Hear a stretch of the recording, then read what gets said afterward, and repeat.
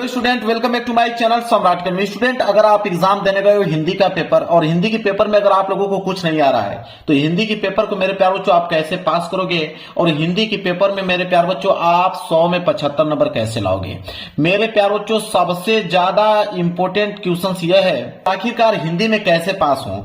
मेरे प्यार बच्चों हर साल वीडियो बनाता हूं, जिनकी तैयारी नहीं हो पाई और एग्जाम देने वाले हैं तो मेरे प्यार बच्चों उनके पास इस वीडियो को आप किसी न किसी तरह उनके पास पहुंचा दीजिए, क्योंकि मेरे इस वीडियो को देखने के बाद वो कभी भी हिंदी में फेल नहीं हो सकता है। कोई भी बच्चा अगर एक बार वीडियो अगर देख लेगा और हिंदी में उसको कुछ नहीं आता है तो हिंदी में कम से कम मेरे प्यारों वो 100 में कम से कम 70 या 75 नंबर स्कोर करके आने वाला है। हर साल वीडियो बनाता हूं, अगली साल भी वीडियो बनाया था। 2 मिलियन बच्चे ने प्यार दिया था। 2 मिलियन का मतलब 20 लाख बच्चे ने इस वीडियो को देख के गए थे कि हिंदी में कैसे पास हुए। अब बहुत सारे बच्चों का कमेंट था कि नहीं सर जो आपने ट्रिक बताया था, बिल्कुल सर उस ट्रिक की मदद से हम लोग बहुत अच्छा स्कोर करके आए हैं।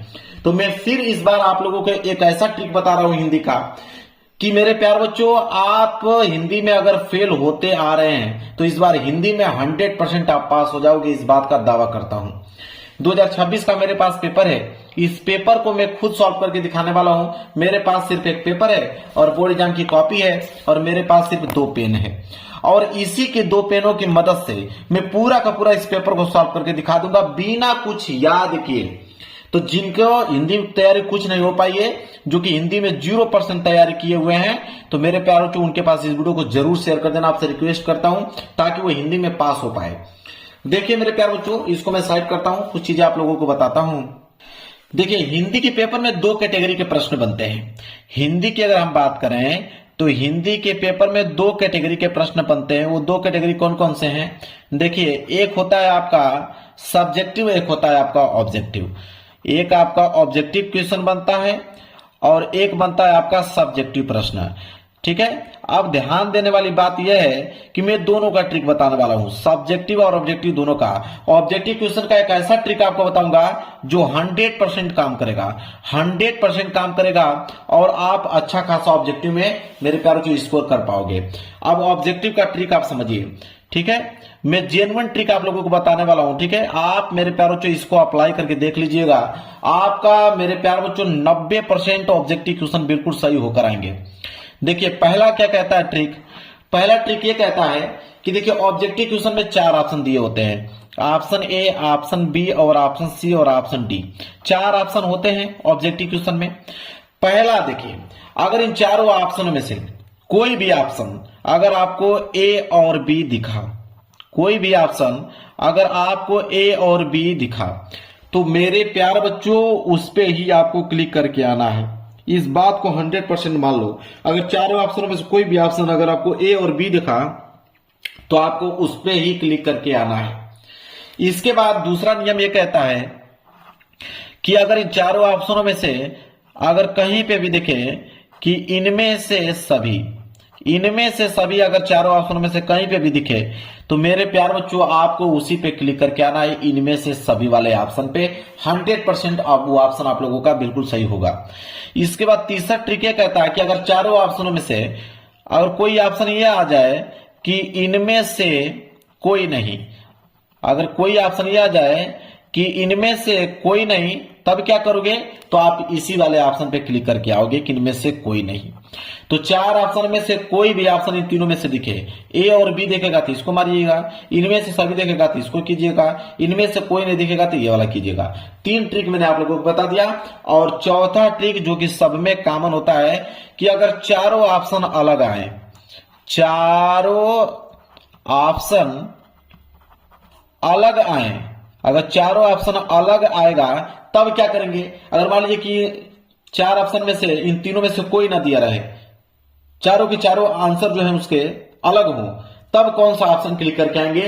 तो मेरे प्यार बच्चों आपको या तो ऑप्शन ए या तो ऑप्शन सी, या तो ऑप्शन ए या तो ऑप्शन सी पे क्लिक करके आपको आना है। 90% मेरे प्यार बच्चों गारंटी है कि इन्हीं ऑप्शन में से वो सही होगा, या तो ऑप्शन ए या तो ऑप्शन सी। अगर ये तीनों दिया होगा तो इसको मार लीजिएगा, चारों ऑप्शन अलग होंगे, या तो ए पे क्लिक कीजिएगा या तो सी पे क्लिक कीजिएगा। 90% ऑब्जेक्टिव क्वेश्चन आपके यहां से क्या हो जाएंगे मेरे प्यारों से, बिल्कुल सही हो जाएंगे। अब हम बात करते हैं यहां पे सब्जेक्टिव प्रश्न को लेकर। देखिए सब्जेक्टिव प्रश्न आप लोगों का यहां से स्टार्ट हो रहा है, खंड ब वर्णात्मक प्रश्न। अब इसको मेरे प्यारों जो कैसे लिखोगे कि एग्जामिनर एक नंबर न कट पाए, ऑब्जेक्टिव क्वेश्चन का मैंने ट्रिक बता दिया। अब ये खंड ब वर्णात्मक प्रश्न है। देखिए ध्यान दीजिए, सबसे पहले क्या करोगे, सबसे पहले ऊपर आप यहां पे हेडिंग बनाओगे कि खंड ब, यहां पे हेडिंग आप बनाओगे खंड व, सिंगल इन्वर्टेड कॉमा के अंदर इसको क्लोज करोगे और स्केल लिए रहोगे और स्केल की सहायता से आप करोगे मेरे प्यारों चो अंडरलाइन। जो बता रहा हूं मेरे प्यारों चो कुछ भी याद करने के लिए नहीं बोलूंगा, पूरा का पूरा हिंदी पास करके दिखा दूंगा। खंड व आपने डाल दिया, एक लाइन का आप गैप छोड़िए, इसके बाद डालिए वर्णात्मक प्रश्न। ठीक है, वर्णात्मक प्रश्न था तो आप डालेंगे वर्णात्मक प्रश्न, वर्णात्मक प्रश्न। जितना हो सके अपनी राइटिंग जो है बेहद अच्छा करके लिखिएगा। वर्णात्मक प्रश्न लिखने के बाद इसके नीचे भी आपको क्या करना है, अंडरलाइनिंग कर देना है। तो खंड व वर्णात्मक प्रश्न कर दिया आपने। इसके बाद देखिए प्रश्न आप स्टार्ट कीजिए हल करना। तो 21वां प्रश्न है तो आप डालोगे प्रश्न उत्तर संख्या 21, एक लाइन का गैप छोड़ोगे, डालोगे प्रश्न उत्तर संख्या 21, प्रश्न उत्तर संख्या 21 यहां पे डालोगे। हेडिंग बिल्कुल क्लीन आपको डालना है ताकि एग्जामिनर पढ़े तो उसको स्पष्ट दिखे। तो प्रश्न उत्तर संख्या 21 आप कर रहे हो तो उसको करने के बाद स्केल की सहायता से आप कर दीजिए नीचे अंडरलाइनिंग। ये भी हो गया। चलिए अब कह रहा है प्रश्न उत्तर संख्या 21 कि निम्नलिखित गद्यांश पर आधारित दिए गए प्रश्नों को उत्तर दीजिए। 6 नंबर का गद्यांश है, कह रहा है कि या तो क वाला कीजिए और क वाला नहीं करना चाहते हो तो आपको पीछे यहां पे अथवा करके दिया हुआ है मेरे प्यार बच्चों ख वाला। तो या तो क वाला कीजिए या तो ख वाला कीजिए, दोनों में से कोई एक करना है। गद्यांश है, अब गद्यांश आपको नहीं आ रहा है, बिल्कुल भी एक प्रश्न नहीं आ रहा, 0% आपको मेरे प्यारों चो आ रहा है गद्यांश। तो आप कैसे करोगे कि आपको पूरा का पूरा नंबर एग्जामिनर दे देगा। मान लीजिए कि आप अथवा वाला करने वाले हो, ये अथवा वाला करने वाले हो तो प्रश्न उत्तर संख्या 21 आप अथवा करने वाले हो तो यहां पे लिख दोगे अथवा, ताकि एग्जामिनर को मालूम चल पाए कि हाँ आपने कौन किया है, अथवा वाला किया है। तो यहां पे लिखेंगे अथवा, स्केल की सहायता से यहां पे अंडरलाइनिंग कर दीजिएगा। अब देखिए प्रश्न उत्तर संख्या 21 का अथवा करने वाले हो। अब यहां पे ख दिया है तो आप यहां पे डालिएगा ख डालने के बाद यहां पे सबसे पहले आपको संकेत डालना है। संकेत यहां पे आपको लिखना पड़ेगा संकेत। अब संकेत क्या होता है वो समझिए, संकेत लिखना बेहद जरूरी है। संकेत लिखने के बाद इसके नीचे अंडरलाइनिंग कर दीजिएगा। संकेत कैसे लिखा जाता है उसको समझिए। संकेत का मतलब यह होता है कि शुरू के कुछ लाइन आप लिख लीजिए, जैसे मैं ब्राह्मणी हूं, इसके बाद लास्ट लाइन तब। ठीक है, तो कैसे लिखोगे कि मैं, यहां पर लिखोगे कि मैं ब्राह्मणी हूं, मैं ब्राह्मणी हूं, इसके बाद डॉट डॉट डॉट डॉट करते जाओगे और लास्ट की लाइन क्या था, तब लिखोगे यहां पे तब, इसके बाद क्वेश्चन मार्क लगा दोगे। ये हो गया आप लोगों का संकेत। इतना तो काम कर लोगे ना, मैंने कुछ याद करने के लिए बोला, बिल्कुल नहीं बोला, इतना काम आप लोग कर लोगे। इसके बाद यहां पे 3 प्रश्न दिए गए हैं, पहला दूसरा तीसरा, तीनों प्रश्न हमें करना है। 2-2 नंबर के हिसाब से हमें 6 नंबर मिलेगा। अब कैसे करोगे देखिए, पहला प्रश्न है कि उपयुक्त पद्यांश के पाठ और लेखक का नाम लिखिए। अब यहां पे आप डालोगे पहला, बोला है कि पाठ का नाम और लेखक का नाम, तो पहली हेडिंग क्या रहेगी आपका, पाठ का नाम, यहां लिखोगे पाठ का नाम। इसके बाद दूसरी हेडिंग रहेगी नीचे लेखक का नाम, लेखक का नाम। क्लियर है। चलिए अब मेरे प्यारों से सवाल यह है कि न तो पाठ का नाम मालूम है न तो आप लोगों को लेखक का नाम मालूम है। जो कुछ भी पढ़ाई नहीं किया तो उसको कैसे मालूम चलेगा कि वो किस चैप्टर से लिया गया, इसके लेखक कौन है, मालूम तो है नहीं। तो देखिए यहां पे, हालांकि यहाँ पे ममता लिखा हुआ है तो जितने पढ़े रहेंगे बच्चे वो जान जाएंगे कि ममता चैप्टर से लिया गया है और इसके जो लेखक हैं जयशंकर प्रसाद जी हैं। तो जिनको मालूम रहेगा तो उनको तो मालूम चल जाएगा कि ममता चैप्टर से लिया गया है और इसके लेखक कौन है, जयशंकर प्रसाद। आप समझिए, अगर आपको मालूम चलेगा कि पाठ का नाम तो ममता है, बात को समझिएगा ध्यान से तब आपको समझ में आएगा, ममता है और लेखक का नाम जयशंकर प्रसाद है तो आप लिख दोगे जयशंकर प्रसाद। अब बात यह आती है कि अगर आपको समझ में ना आए तब क्या करोगे, आप समझिए उसका नियम, उसका समझिए। जिनको मालूम चल जाएगा कि पाठ का नाम तो ममता है, वो तो ममता लिख देगा। जिनको मालूम चलेगा कि उसके लेखक हैं जो जयशंकर प्रसाद जी, वो जयशंकर प्रसाद जी लिख देंगे। और जिनको नहीं मालूम रहेगा वो क्या करेगा, अब समझिए बात। अगर मान लीजिए नहीं उनको मालूम है कि किस चैप्टर से लिया गया है, तो आपके यहाँ पे बहुत सारे चैप्टर दिए गए हैं। जैसे आपके ममता तो दिया है, एक मित्रता चैप्टर है, इसके बाद भारतीय संस्कृति चैप्टर है। तो अगर आपको नहीं मालूम है, मित्रता लग रहा है, तो आप डायरेक्ट बिंदास आप मित्रता लिख दीजिए। अगर आपको लग रहा है कि मित्रता नहीं भारतीय संस्कृति है, तो बिल्कुल आप भारतीय संस्कृति लिख दीजिए, भारतीय संस्कृति लिख दीजिए। जो आपको समझ में आ रहा है कि नहीं ये नहीं हो सकता, यह होगा, ठीक है, आपको डाउट है, तो किसी भी चैप्टर का नाम अगर आपको मालूम है तो किसी भी चैप्टर का नाम बिल्कुल लिखिए, बिना संकोचे लिख दीजिए। और लेखक का नाम अगर जयशंकर प्रसाद नहीं मालूम है तो आचार्य रामचंद्र शुक्ल जी लिख दीजिए। इसके बाद अगर वो आचार्य रामचंद्र शुक्ल नहीं लिखना चाहते हैं तो डॉक्टर राजेंद्र प्रसाद, जयप्रकाश भारती जी लिख लीजिए, बिहारी जी लिख लीजिए। जो भी नाम मालूम है वो चीज आप लिख सकते हो, यहाँ पे कोई दिक्कत नहीं है। अगर आपको नहीं मालूम है, छोड़ के नहीं आना है, छोड़ दोगे एक नंबर नहीं मिलेगा। पाठ का नाम कुछ भी लिखो, लेखक का नाम कुछ भी लिखो। अगर आपको मालूम है तो बिल्कुल करेक्ट लिखिए, और नहीं मालूम है कुछ भी लिखिए। इतना आपको पहला प्रश्न यहाँ पे कंप्लीट हो गया। एक लाइन का गैप छोड़ेंगे, डालेंगे दूसरा प्रश्न। देखिए दूसरा प्रश्न क्या कह रहा है कि गद्यांश के रेखांकित अंश की व्याख्या कीजिए। तो रेखांकित अंश की व्याख्या करना है, तो रेखांकित अंश की व्याख्या है तो दूसरे का हेडिंग आप डालोगे, यहां पे दूसरा ऐसा लिख लीजिएगा, लिखिएगा रेखांकित अंश की व्याख्या। रेखांकित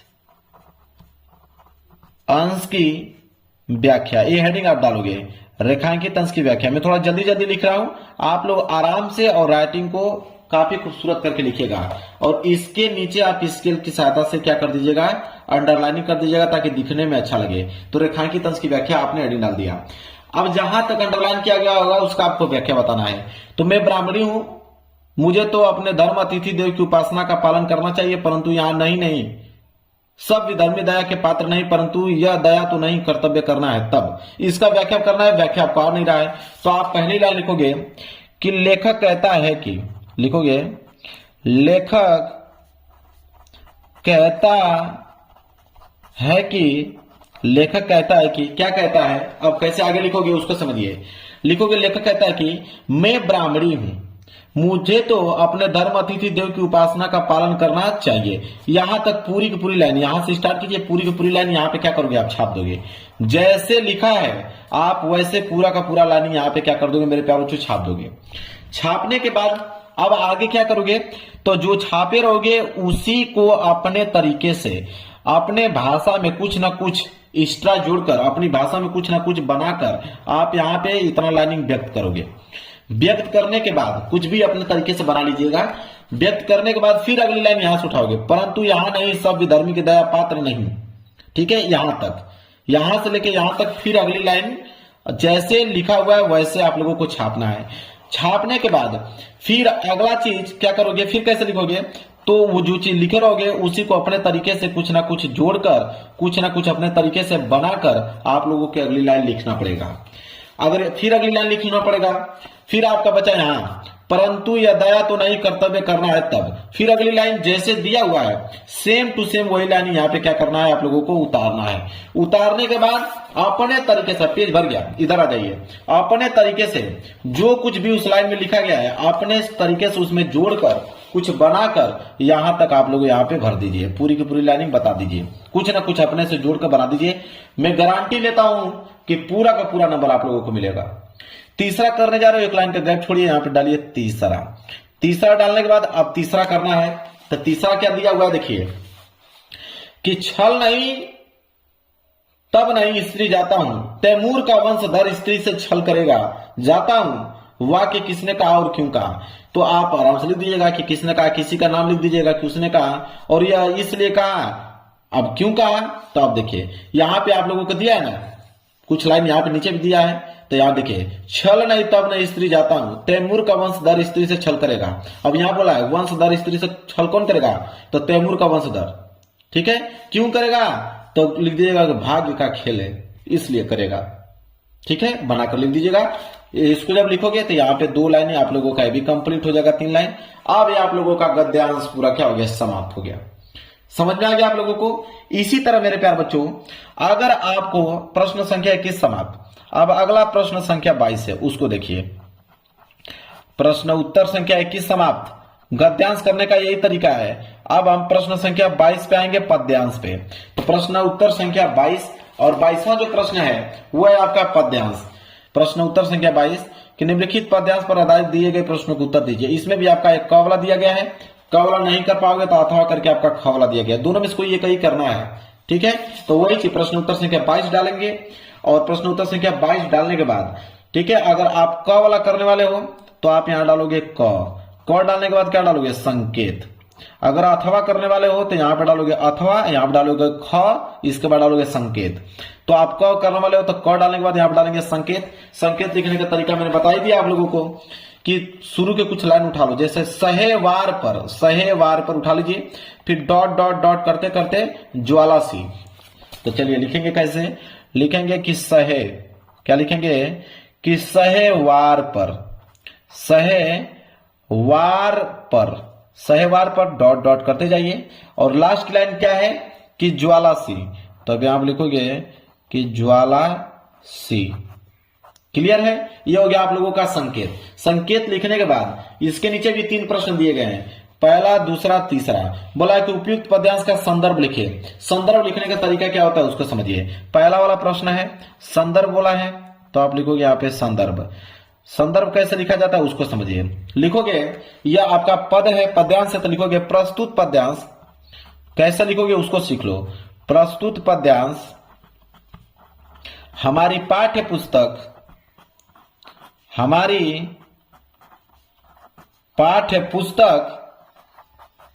पुस्तक हिंदी के, अब हिंदी लिखने जा रहे हो तो हिंदी को ब्लैक पेन से आप लिखो, ब्लैक पेन से आप लोगों को हिंदी को लिखना है और सिंगल यूनिट का मंत्र उसको क्लोज कर देना है। तो प्रस्तुत पद्यांश हमारी पाठ्य पुस्तक हिंदी के, ठीक है। पद है तो पदखंड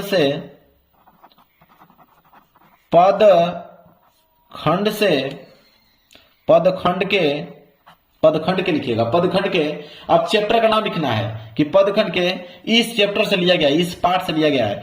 तो यहां पे कोई भी पाठ का अगर आपको नाम मालूम हो, पद्यांश का किसी भी पाठ का नाम अगर मालूम है तो यहां पे लिख दीजिएगा बिंदास, कोई दिक्कत नहीं है।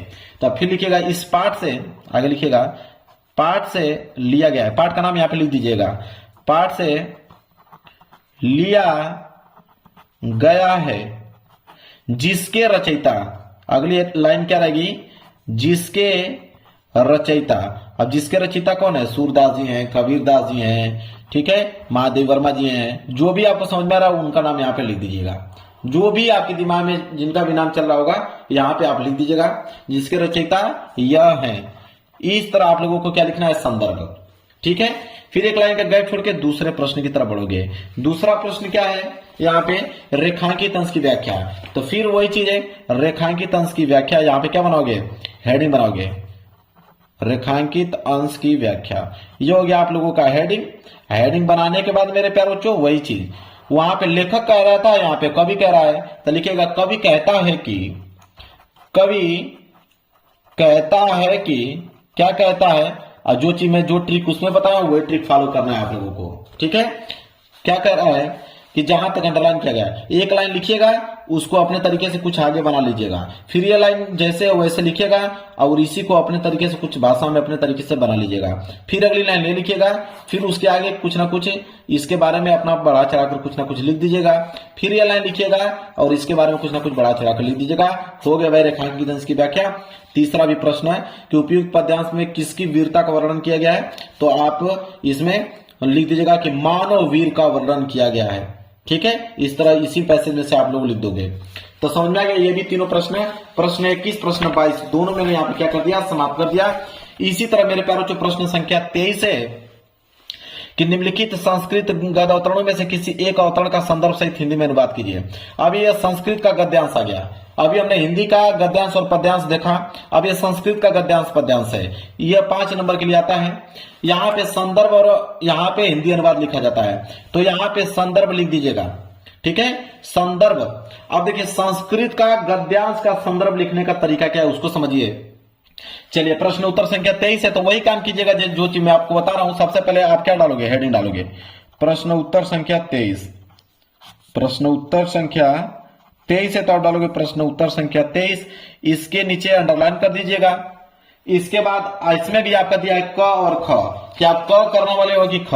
तो अगर आप क करने वाले हो तो आप लिखिएगा यहाँ पे क, और क लिखने के बाद यहाँ पे क्या लिखेंगे, संकेत। संकेत लिखने का तरीका मैंने बता दिया एक बार, उसी तरह आप लोग संकेत लिख दीजिएगा। संकेत लिखने के बाद दो ही चीज इसमें लिखना होता है, एक आपका संदर्भ, इसके बाद हिंदी अनुवाद। तो पहले नहीं डालिएगा यहाँ पे संदर्भ, संदर्भ नहीं डालने के बाद एक होता है हिंदी अनुवाद। तो पहले संदर्भ लिखिए, संदर्भ पे 2 नंबर मिलेगा। तो संदर्भ लिखने का तरीका क्या है, लिखोगे प्रस्तुत गद्यांश हमारी पाठ्य पुस्तक, लिखोगे कि प्रस्तुत गद्यांश हमारी पाठ्य पुस्तक, प्रस्तुत गद्यांश हमारी पाठ्य पुस्तक। अब हिंदी, तो आप लिखोगे हिंदी को ब्लैक पेन से, मैंने बताया आप लोगों को क्या लिखोगे, हिंदी के, अब ये जो लिया गया है संस्कृत खंड से लिया गया, तो बस यही लिखोगे आप कि संस्कृत खंड, हिंदी के संस्कृत खंड में संकलित, खंड में संकलित। अब किसी भी चैप्टर का नाम लिख दीजिएगा, आपका मन करे तो वाराणसी लिख दीजिएगा, ठीक है, आपका मन करे तो वीर वीरेन पूजिते लिख दीजिएगा, आपका मन करे तो भारतीय संस्कृति चैप्टर लिख दीजिएगा। तो जो आपको चैप्टर का नाम मालूम है यहाँ पे लिख दीजिएगा, ठीक है। इस पाठ से लिया गया है, इस पाठ से लिया गया। इतना काम कर दीजिएगा कि नहीं, आप लोग इतना काम करोगे जैसे तुरंत 2 नंबर मिलेगा। एक लाइन का गैप छोड़कर लिखोगे हिंदी अनुवाद, क्या लिखोगे, हिंदी अनुवाद, यहाँ पे हेडिंग डालोगे। अब इसका हिंदी अनुवाद तो आप कर नहीं पाओगे क्योंकि आपने तो पढ़ाई किया ही नहीं है। तो इसका जो दिख रहा है इतना, इसका हिंदी अनुवाद करना है, तो हिंदी अनुवाद कैसे करोगे, नहीं कर पाओगे। तो इसका हिंदी अनुवाद करने का मैं तरीका आपको बताता हूं। आपके यहाँ आगे शुरू में ही आपको पैसेज दिया था, शुरू में ही आपको मेरे प्यारे बच्चों यहाँ पैसेज दिया गया था। तो इसी पैसेज में से, बीच में से, जैसे यहां से उठा लीजिएगा और यहां से लेकर यहां तक पूरा पूरा जैसे दिया है, बस अंडरलाइन मत कीजिएगा, जैसे दिया है पूरा का पूरा हिंदी का वर्ड यहां तक उठा लीजिएगा। और पीछे भी कुछ दिया है, पीछे भी यहां तक दिया है, यहां तक पूरा का पूरा जैसे दिया है पूरा का पूरा लिख डालना। जैसे लिखोगे यहाँ पे हिंदी अनुवाद में पूरा का पूरा यहां तक ये पेज जो है यहां तक भर जाएगा और एग्जामिनर तुरंत चेक करेगा, 3 नंबर यहाँ पे देगा, 2 नंबर यहाँ पे देगा। आपका संस्कृत का गद्यांश बिल्कुल तैयार हो गया। इसी तरह संस्कृत का पद्यांश भी आता है, तो आप यही ट्रिक संस्कृत के पद्यांश में भी लगाओगे। देखिए बोला है ना प्रश्न उत्तर संख्या 24 कि निम्नलिखित संस्कृत पद्यांशों में से किसी एक का पद्यांश का संदर्भ सहित हिंदी में अनुवाद कीजिए। तो पद्यांश है, इसमें भी आपके क दिया है और एक अगर क नहीं करना चाहते तो अथवा करके ख। तो सबसे पहले आप प्रश्न उत्तर संख्या डाल लीजिएगा, क करने वाले हो तो क डाल लीजिएगा। इसके बाद संकेत लिख लीजिएगा, संकेत लिखने का तरीका मैंने बता दिया। इसके बाद संदर्भ लिखने का भी तरीका मैंने बता दिया है, ठीक है। संदर्भ इसका कैसे लिखोगे, यहाँ पे तो यहाँ प्रस्तुत गद्यांश था, तो बस यहाँ पे प्रस्तुत पद्यांश लिखोगे कि प्रस्तुत पद्यांश हमारी पाठ्य पुस्तक हिंदी के संस्कृत खंड में संकलित। अब उसी चैप्टर, या तो वाराणसी, या तो भारतीय संस्कृति, या तो वीरेन बेन पूजते, कोई भी चैप्टर का नाम मालूम है यहाँ पे लिख दीजिएगा, इस पाठ से लिया गया है। हिंदी अनुवाद हेडिंग डालने के बाद बस मात्र 2 ही लाइन का तो अनुवाद करना है। तो हिंदी, यहाँ मैंने शुरू में ही आपको बताया कि यहाँ पे पद्यांश दिया गया है, मैं दिखा देता हूं। इसी पद्यांश में से, या तो ये पद्यांश जो दिया है इसी के बीच में से 2 लाइन का है, 2 लाइन कहीं बीच में से उठाकर लिख दीजिएगा, ये हो जाएगा आपके संस्कृत का पद्यांश। क्लियर मेरे प्यारे बच्चों, समझ में आ गया आप लोगों को, कोई डाउट नहीं होना चाहिए। इस तरह प्रश्न उत्तर संख्या आपका 24 भी समाप्त हो गया। इसके बाद गया प्रश्न उत्तर संख्या 25 कि स्वपठित खंड काव्य के आधार पर निम्नलिखित प्रश्नों में से किसी एक का उत्तर दीजिए। खंड काव्य, देखिए मेरे प्यारे बच्चों, खंड काव्य जिला वाइज आता है। तो एक बात तो एकदम बिल्कुल याद कर लेना कि पहले आप यह याद कर लो कि आपके डिस्ट्रिक्ट में कौन सा खंड काव्य पूछा जाता है, तभी तो बनाकर लिखोगे। अगर आप कोई दूसरा भी लिख दोगे तो 1 नंबर नहीं मिलेगा, वो समझ जाएगा कि नहीं वो किसी दूसरे डिस्ट्रिक्ट का लिखा हुआ है, भले गलत लिखा है आपने, लेकिन ये तो आप पता कर लें कि आपकी डिस्ट्रिक्ट में कौन सा खंड काव्य पूछा जाता है। खंड काव्य बहुत सारे हैं, आप देख लेना, या तो कमेंट कर लेना, इस वीडियो में बता दूंगा कि आप किस डिस्ट्रिक्ट से बिलोंग करते हो तो आप कौन सा खंड काव्य पढ़ना है।